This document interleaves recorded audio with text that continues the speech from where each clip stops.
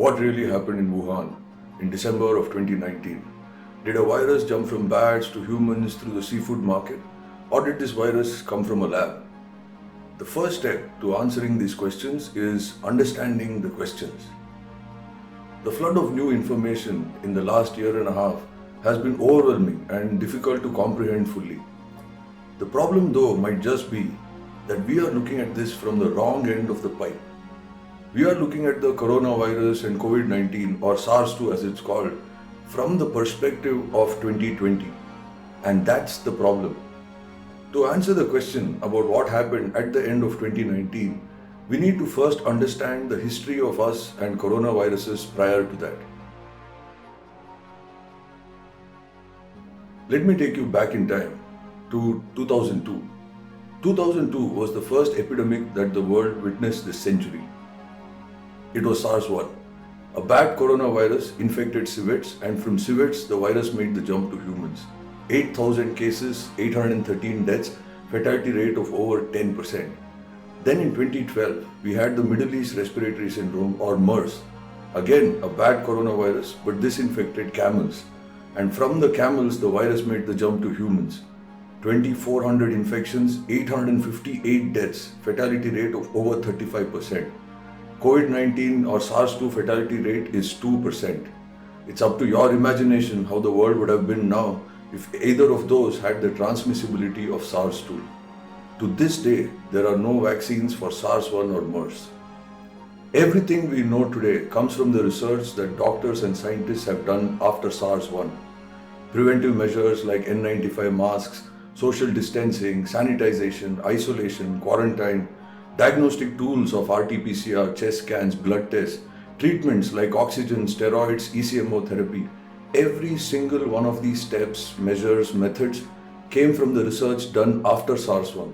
None of them are new, only new to us in parts of the world where we didn't experience those two epidemics. For example, in India, we had only 3 cases of SARS and none of MERS. Just like doctors and scientists, virologists all over the world too have been doing research and experimentation on coronaviruses since SARS-1. The SARS-1 coronavirus was traced to the horseshoe bats in the caves of Yunnan in southern China. Virologists have been collecting and isolating these coronaviruses and testing their potential for human infection for over 10 years now. And this research also includes gain-of-function experiments, which I will describe shortly. EcoHealth Alliance is one of the leading organizations in this virus research globally.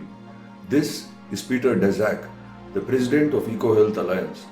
They have received millions of dollars of funding from the NIAID over the last 15 years. NIAID is the National Institute of Allergies and Infectious Diseases, and from 1984, its president is Dr. Anthony Fauci. You might have seen him as the principal advisor to the US president on SARS-2. EcoHealth, in turn, funds the work of Dr. Shih-Zheng Li, who is probably the world's foremost authority on coronaviruses. She is called Batwoman for her work over many years in those bat caves in Yunnan. It was she who found the family of horseshoe bats that were the origin of the SARS-1 virus. Dr. Li and her team have collected thousands of samples from those caves in Yunnan, isolated over 300 different coronaviruses over the last 10 years, and built up the largest repository of isolated coronaviruses in the world. Not only have they collected and isolated coronaviruses, they also do gain-of-function research on them. In gain-of-function research, the viruses are genetically altered to increase their transmissibility or their viral potential to infect humans. You take one parts of one virus and parts of another virus and splice them together to make a super virus. Virologists argue that they could get ahead of a potential pandemic by exploring how close a given animal virus is to make the jump to humans. And that justified enhancing the ability of dangerous viruses to infect humans. The logic is that we first need to make more lethal arrows in order to prepare much stronger shields. In 2014, Dr. Li worked with Ralph Baric of UNC to learn the splicing method that he had come up with. They took a bat coronavirus that couldn't infect humans and then genetically spliced it with the SARS-1 backbone. The resultant virus was shown to be highly virulent and infectious to human cells. They published a paper on this in Nature magazine in 2015, and I have shared the link to this below. Such mutated viruses are called chimeras, named after the Greek mythical creature which has parts of many animals. After learning the technique from Ralph Baric, Dr. Li then went back to China and continued this research. Since then, she has collected and isolated nearly 100 SARS-related coronaviruses and continued to do gain-of-function experimentation on them to enhance their potential and transmissibility. This isn't me saying it, but in an interview with This Week in Virology in December 2019, Peter Daszak himself speaks on this. And we went out to southern China and did surveillance of bats across southern China, and we've now found, after 6 or 7 years of doing this, over 100 new SARS-related coronaviruses, very close to SARS. Some of them get into human cells in the lab.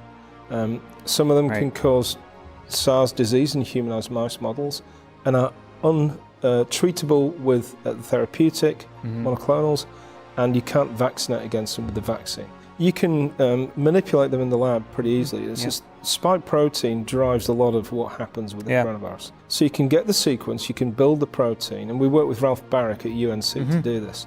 Insert it into a backbone of another virus and do some work in the lab. The logical progression for vaccines is, if you're going to develop a vaccine for SARS, people are going to use pandemic SARS as sure. But let's try and insert some of these other related and get a better vaccine.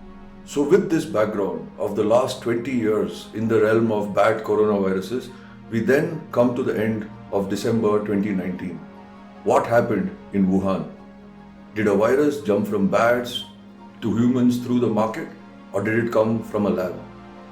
The lab leak theory was shot down quite quickly by a letter in The Lancet in February 2020. We stand together to strongly condemn conspiracy theories suggesting that COVID-19 does not have a natural origin. Scientists overwhelmingly conclude that this coronavirus originated in wildlife, they said. They didn't address whether it could have leaked from the lab or whether it was enhanced in a lab.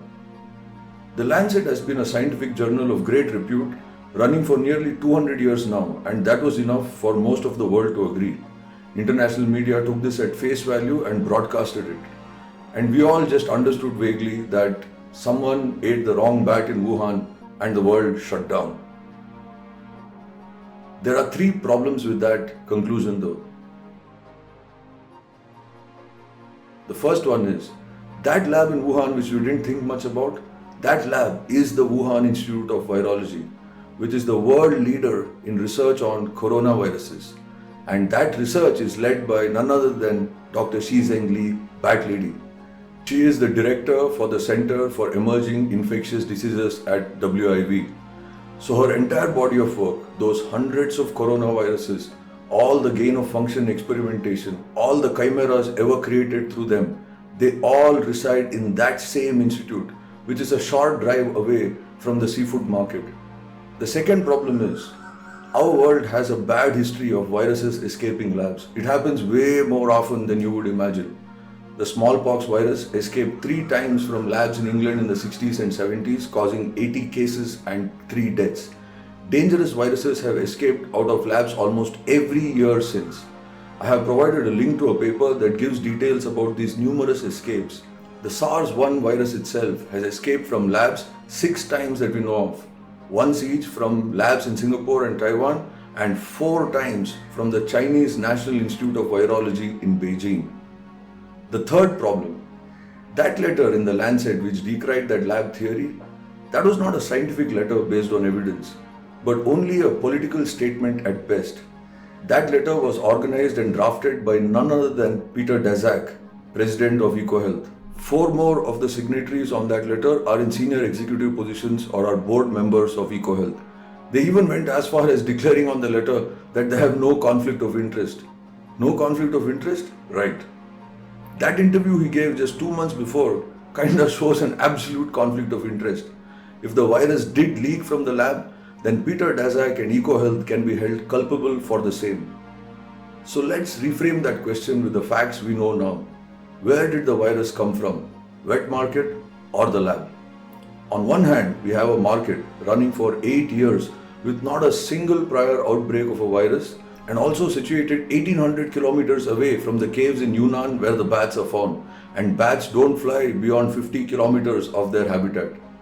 The Chinese also tested every single animal in that market and have tested over 80,000 animals so far, and till date have not found a single specimen that contained this virus. On the other hand, literally down the road, you have a lab which for years has collected thousands of samples from those very same caves, isolated hundreds of coronaviruses, and worked on genetically enhancing their viral potential and their transmissibility. Add to that a terrible track record of viruses escaping labs.